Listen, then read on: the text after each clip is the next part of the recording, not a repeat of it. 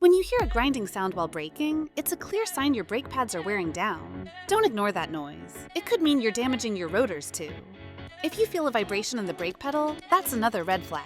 This could indicate uneven wear or a problem with the brake system. Low braking response? That's a serious issue.